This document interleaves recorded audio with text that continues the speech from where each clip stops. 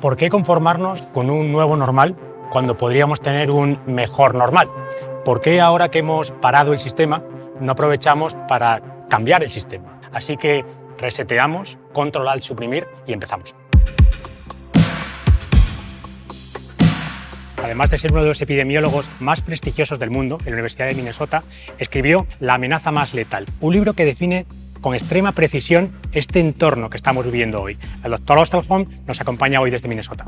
Doctor Osterholm, muchas gracias por acompañarnos. Thank you, Jaime, for that very kind introduction. We need to now start planning. Why do we not have enough of the hospital beds or the healthcare workers or the protective equipment? Not one country versus another. It's not individuals within a country against others. It's us against the virus. And we have to do whatever we can to make sure that we take care of all of our population with this virus and we get ready for the next pandemic. Es escritor y autor del Fin del Poder, posiblemente uno de los libros más influyentes en los últimos tiempos. Moisés está en Nueva York. ¿Crees que nuestras democracias tienen que resetearse? Absolutamente. Yo no sé si resetearse, sino fortalecerse. Uno de los problemas más importantes que hay es la polarización. La confusión es tal, lo que se ha llamado la posverdad, el fake news y todo lo demás, que ya la gente no sabe en qué creer, quién creer y cómo creer. Entonces hay una guerra mundial contra los pesos y contrapesos de las democracias. Para eso hace falta que los europeos vuelvan a entusiasmarse con Europa. El gran proyecto europeo hoy en día no tiene tanto entusiasmo como tenía antes. ¿Cómo esperáis que evolucione la economía global, europea y nacional en estos próximos tiempos? La crisis ha sido muy profunda, la caída del PIB en la primera parte del año es algo que no habíamos visto nunca. Sin duda, si no resolvemos la parte sanitaria, nunca vamos a tener una recuperación sólida de la economía. Tenemos que aprovechar esta crisis para transformar nuestras economías. No queríamos dejar de lado la ciudadanía, la lucha contra las desigualdades, los derechos humanos. Presidenta Bachelet, ¿cómo está? Yo creo que estamos en un punto bien difícil, pero también hemos hablado de un nuevo contrato social. Porque lo que se ha visto es que el así llamado contrato social histórico está quebrado, o sea, no existe, ¿no? Un nuevo contrato social que implique, por ejemplo, sistemas de protección social universal. Esta idea de que para ganar este partido hace falta que juguemos todos tiene connotaciones interesantes para toda nuestra audiencia. Así que muchas gracias, Presidenta, por acompañarnos y gracias. Tenemos como invitada a la vicepresidenta tercera del Gobierno, ministra de Asuntos Económicos y Transformación Digital del Gobierno de España, Nadia Calviño. ¿Cómo está? Hola, muy bien. Muchas gracias por invitarme. Creo que es interesante esta experiencia que hemos tenido de unas infraestructuras que han respondido incluso mejor que en países de nuestro entorno. Efectivamente. Y eso ha permitido que las empresas se adaptasen a una velocidad verdaderamente impredecible. La digitalización es un fenómeno de inclusión y de cierre de las brechas sociales y territoriales absolutamente clave. Es que en el futuro podemos vivir en cualquier punto de España si tenemos la conectividad adecuada y para eso es absolutamente fundamental que en los próximos 2-3 años demos un empujón. Prevemos en 2021 invertir más de 3.700 millones de euros en el capítulo de la agenda digital. Eso ya nos da una idea de la ambición y de la magnitud de este proceso de transformación. La digitalización es una necesidad y es una realidad actual, ¿no? La pyme española no estaba preparada y la pyme española se tiene que preparar para ello. Los reskillings tienen que ser muy rápidos para que la gente empiece a trabajar ya y empiece a generar ingresos, tanto en pequeña compañía, en mediana compañía y en gran compañía. Yo creo que la gente está mucho más innovadora y creativa ahora mismo. Fátima Rojas es la directora corporativa de Sostenibilidad y Relaciones Externas del Grupo Red Eléctrica, que está aquí en Plató, y un poquito más lejos, solamente en Dubái, está mi amigo Carlos Barrabés, fundador y CEO de Barrabés Biz. A mí me gustaría que nos habituáramos a las medidas urgentes e importantes, trascendentes, de largo plazo que tenemos que hacer para hacer frente al cambio climático, ¿no?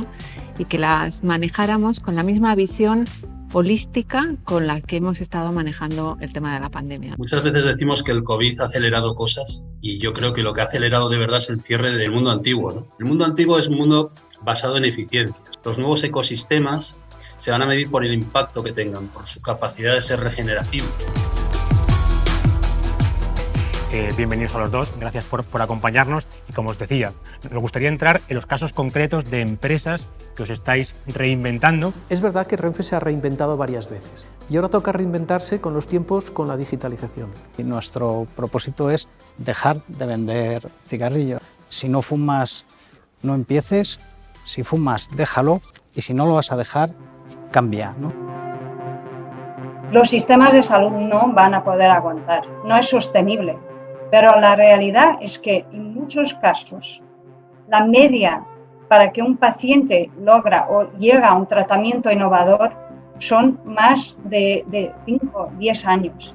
Y creo que tenemos la oportunidad de involucrarnos mucho más como socios, ¿no? Como socios de los sistemas de salud, ¿no? Al final lo que queremos es una población sana y un sistema que funciona. Y todos nosotros yo creo que podemos ayudar en llegar a eso. Hoy creo que todos tenemos numerosas preguntas en torno a lo que está ocurriendo en el contexto de la salud. Con esta incertidumbre en el que no nos ponemos ni siquiera muy de acuerdo en torno a los datos, ¿qué podemos saber hoy de lo que está ocurriendo?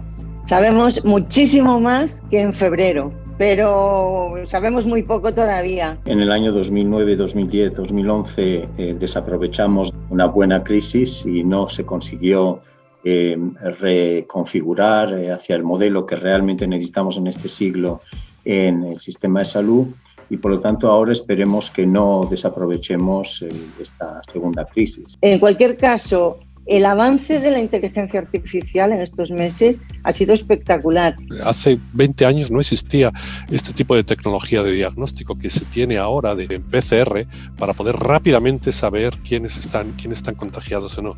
Son tecnologías completamente nuevas. Vacunas de RNA no había habido hasta ahora.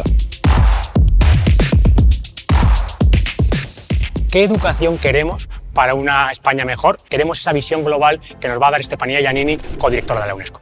Well, education for an interdependent, interconnected world, governments must do something new, must take a new approach. It's about prioritizing education in recovery packages and protect education budgets from recession cutbacks, to put education at the center of transformation for a new normal that leaves no one behind and takes our world to another level of safety and shared prosperity. Dar clase online está siendo un descubrimiento de las posibilidades de la educación online y, por otro lado, de lo imprescindible de la presencialidad. No es lo mismo la digitalización que la enseñanza online. La digitalización es un proceso que debe de estar presente en todas las universidades. Enseñar online no es ponerse delante de una cámara y reproducir lo mismo que haces desde un aula. Es algo con muchísimo mayor alcance. Con lo que nos vamos a tener que enfrentar, no creo que en un plazo superior a 5 años, con un modo nuevo de interpretar el aprendizaje y sobre todo conseguir unir lo que es la inteligencia con base neuronal y la inteligencia con base electrónica. Los sistemas de inteligencia artificial vienen con muchísima rapidez.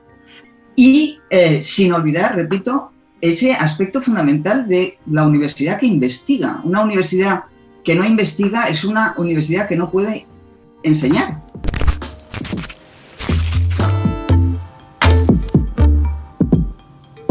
Si el consumidor no se siente parte de lo que nos está ocurriendo, no se siente el causante de la pandemia que nos ha venido, sí que quiere sentirse parte de la solución. Dicho esto, lo que sí que ha aumentado es el consumo en diferido y ha aumentado de una manera muy fuerte, pero no en esta pandemia, sino antes, sobre todo en ficción. Y en el momento en el que las grandes empresas dan ese salto a digital, se acaba ese digital como diferenciación, ¿no? Una vez se acabe, tendremos que buscar en qué te diferencias, cómo se expresa tu marca, cómo se relaciona con los usuarios, etc.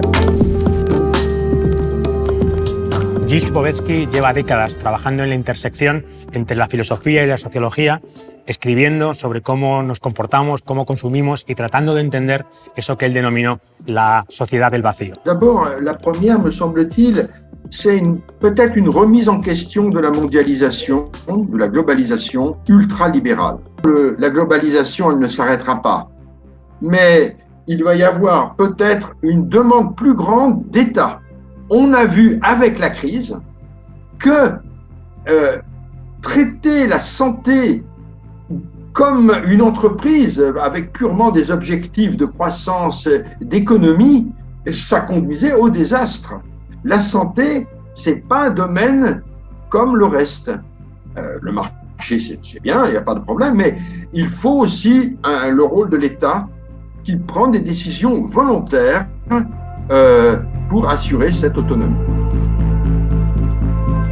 Empezábamos Retina Reset con un epidemiólogo y lo hemos terminado con un filósofo. Entre medias, diferentes visiones con la intención de crear este crisol que nos proponíamos desde el principio. Hacerle a usted partícipe de que estamos en un momento diferente, en un año diferente y que deberíamos ser capaces de tener esa ambición de querer cambiar las cosas. En medio de estos tiempos complejos, difíciles hasta de entender y desde luego en los que las certezas parece que nos falten, quizás es el mejor momento de pensar en ese futuro que queremos, de pensar en ese mundo que deseamos, de no conformarnos, sino aspirar a un mejor normal. Esperamos haber abierto el debate, nos vemos pronto, cuídense mucho y sigamos pensando.